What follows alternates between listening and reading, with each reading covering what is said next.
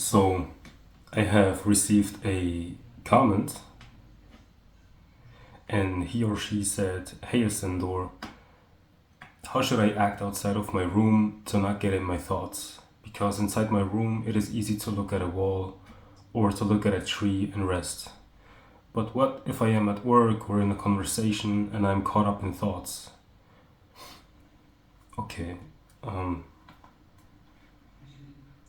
So when you are at home and you're looking, for example, you're looking at an object and you're totally invested in just looking at that object without having any hidden motive behind it, then the mind fades away. There's just this pure being. And this actually didn't happen by choice. It's somehow the best way to describe it, which is not an accurate way, but it's the best way to describe it, is that there is something, let's say it's consciousness, that has this urge, let's use the word urge, it has the urge to wake up, to a experience without thoughts or noise or identification in the mind. So therefore, in your experience, it looks like there is this desire to just have silence, and you look at an object and there's just this purity, no motive, no identification. There's just this. And it seems like that's your method to find yourself. And when you are in a conversation with somebody, then there's no room for thoughts.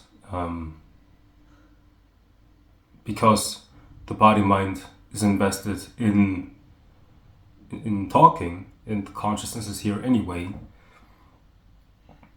But when you're somewhere at work and you feel like you are stuck in thoughts, you're caught up in identification in thoughts, you can use the same method.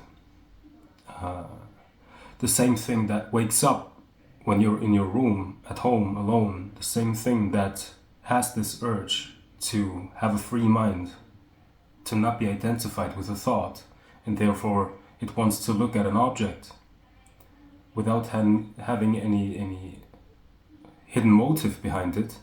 The same thing actually already woke up at work, because it is the thing that saw that there is thinking, which caused you to write this comment. There is already this thing, let's call it a thing, it's consciousness, that saw, I'm thinking, I don't know how to stop it, I can only stop thinking when I'm at home alone. But actually, objects are anywhere, forms are everywhere. Look at your hand, or just feel it. Even right now, when you're looking at this video, something inside of you may tell you that you can do it after the video. Now as you are watching this video, you have to be invested in it completely, but actually you can feel your hand right now. And as I'm silent and you're just aware of this hand, there's no one here that is actually interested in the video anymore. There's just this beingness.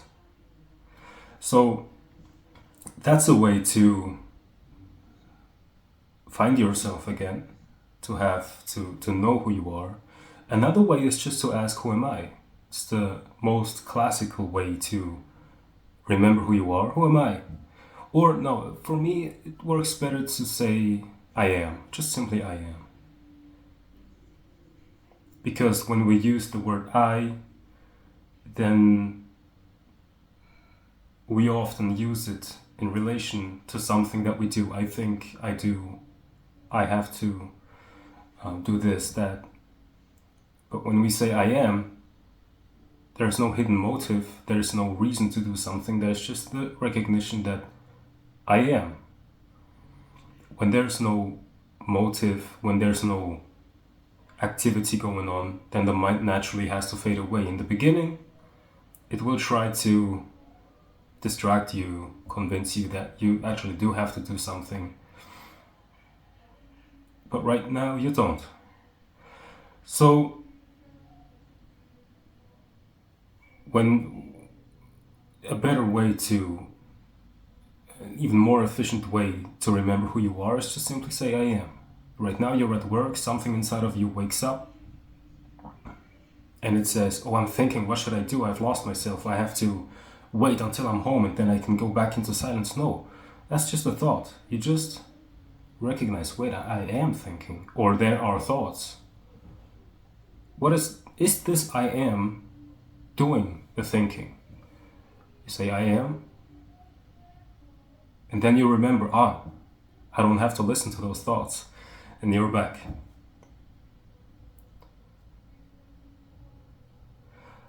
Or you don't even have to say I am. It is something that doesn't require a thought over time. It's just empty mind. And when you are getting used to this, maybe you can do it kind of like practically when you're at home.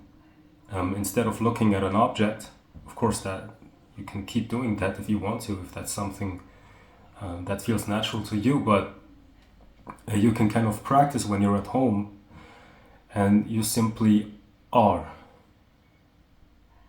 And when the mind seems to pull at you, so you have to think about tomorrow and yesterday, but you go back into, when you notice this, when consciousness seems to wake up and says, oh, I'm thinking, but I don't have to, you go back without saying I am. You can if it helps in the beginning, but try to just simply be without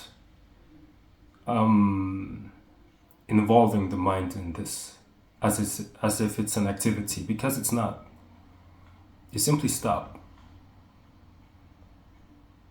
And then in the beginning you will notice that you are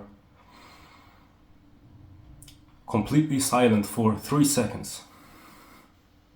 And then the mind comes back.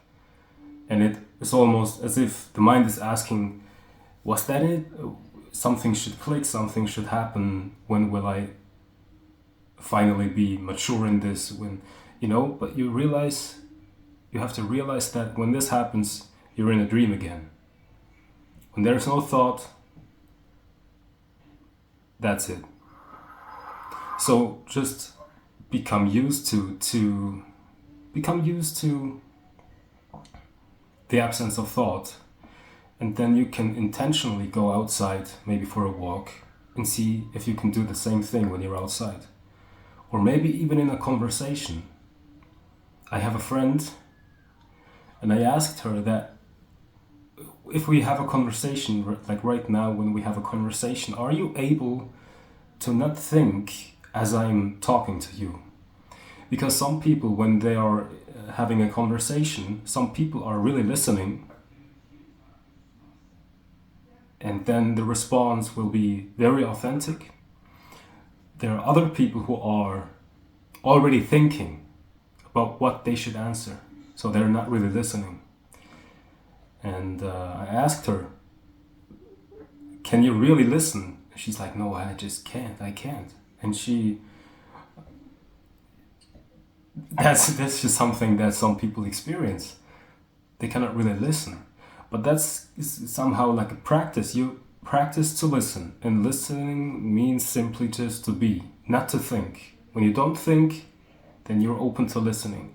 Actually, when you're thinking, that's listening too. So a lot of people who have ADHD, there are also some people who only claim to have ADHD without having a diagnosis. They are experiencing constantly this voice, this thought stream that is talking to them, so they have to listen to that.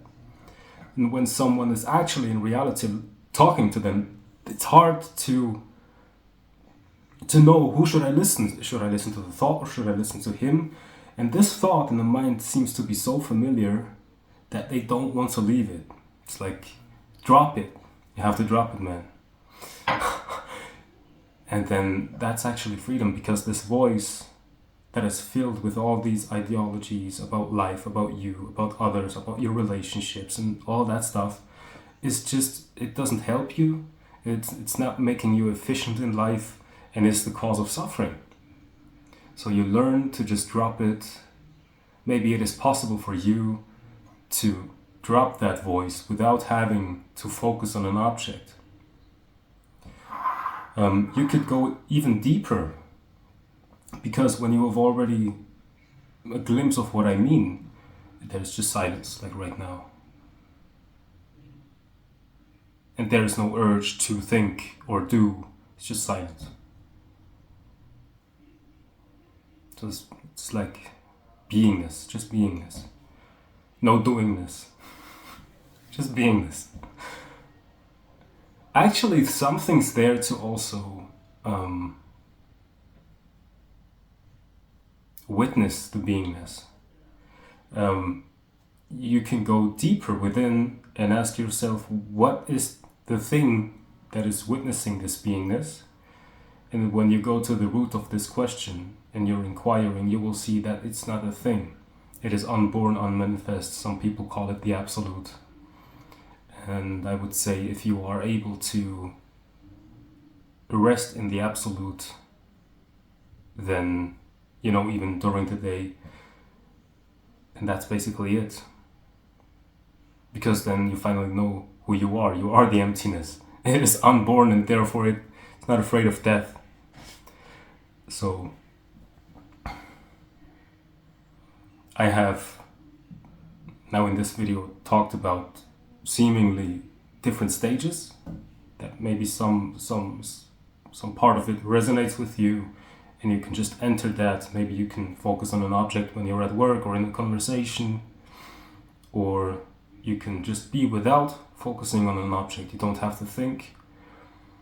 Or you can even, when you recognize that, you can even see where is the seer that is seeing the seeing, seeing this beingness. And you will come to see that there is no seer, there's just witnessing that is not separate from the happening. It's just one thing, which is the reason why it's called non-duality. Yeah. So, but I hope this helps to some extent. And, right, don't forget to like this video, leave a comment and subscribe, and have a great day.